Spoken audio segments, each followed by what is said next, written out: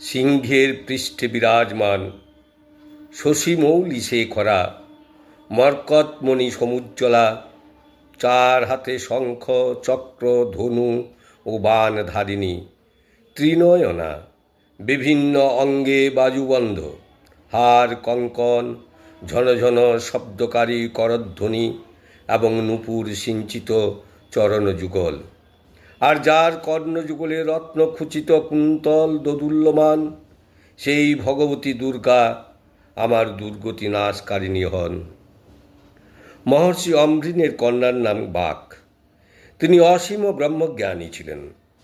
তিনি দেবীর সাথে তদাত্মা লাভ, যিনি হবিষ্যের দ্বারা সম্পন্ন হয়ে দেবতাদের উত্তম হবিষ্য প্রাপ্ত করান এবং তাঁদের সোমরসের দ্বারা তৃপ্ত করান, সেই যজমানকে আমি উত্তম যজ্ঞফল এবং ধন প্রদান করি।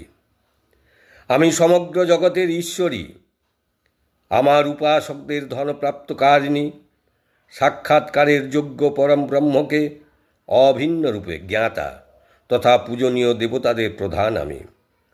প্রপঞ্চরূপে আমি নানা ভাবসমূহে অবস্থিতা, সর্বভূতে জীবরূপে আমি প্রবিষ্টা।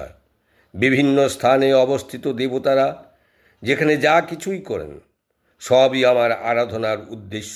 দেবতা ও মানুষের পার্থিব এই দুর্লভ তত্ত্ব আমি বর্ণনা করছি। আমি যাদের রক্ষা করতে চাই তাদের আমি সকলের চেয়ে অধিক শক্তিশালী করি।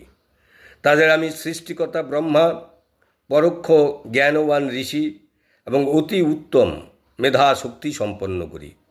ব্রহ্মদেশী হিংসুক অসুরদের বধ করার জন্য রুদ্রের ধনুতে আমি যা সংযুক্ত করি, শরণাগত জনের রক্ষার্থে শত্রুদের সাথে যুদ্ধ করি, তথা অন্তর্যামী রূপে পৃথিবী ও আকাশের মধ্যে ব্যাপ্ত রয়েছি।